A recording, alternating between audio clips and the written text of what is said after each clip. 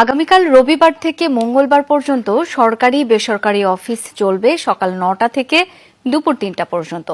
জনপ্রশাসন মন্ত্রী ফরহাদ হোসেন অফিস সময়সূচি জানিয়ে বলেছেন, চলমান পরিস্থিতির কারণে এই সিদ্ধান্ত।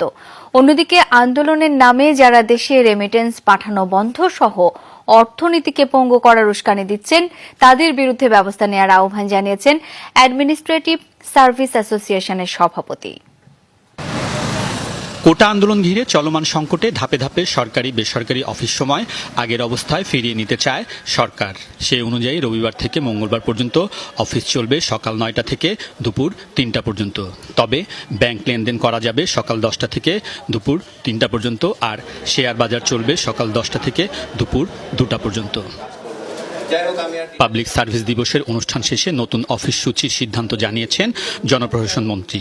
আমাদের সিদ্ধান্ত হচ্ছে আগামী কালকে অর্থাৎ রবিবার, পরশু সোমবার এবং তারপরের দিন মঙ্গলবার অর্থাৎ 28, 29, 30 এই 3 দিন অফিস শুরু হবে সকাল 9টা এবং শেষ হবে বিকাল 3টায়। উদ্ভূত পরিস্থিতি বিবেচনা করে কিন্তু আমরা সেটি করছি।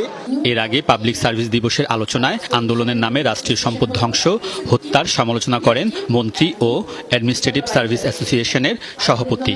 যেভাবে তাণ্ডব সৃষ্টি করা হয়েছে, যেভাবে ধ্বংস করা হয়েছে, যেভাবে এতগুলো এই মানুষকে এইভাবে আপনার হত্যা করা হয়েছে, যেভাবে আপনার সমস্ত এই ঢাকা শহরে এই ক্ষতর চিহ্ন, এগুলো আসলে আমাদেরকে অবশ্যই বিস্মিত করে।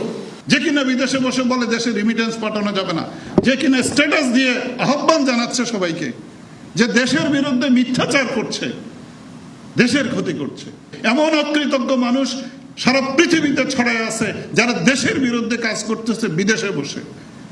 আমরা তীব্র ঘৃণা জানাই এবং এদের বিষয়ে যেন সরকার এবং রাষ্ট্র ব্যবস্থা নেয়।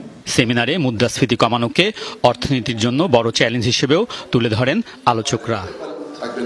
আলমগীর স্বপন, যমুনা নিউজ, ঢাকা।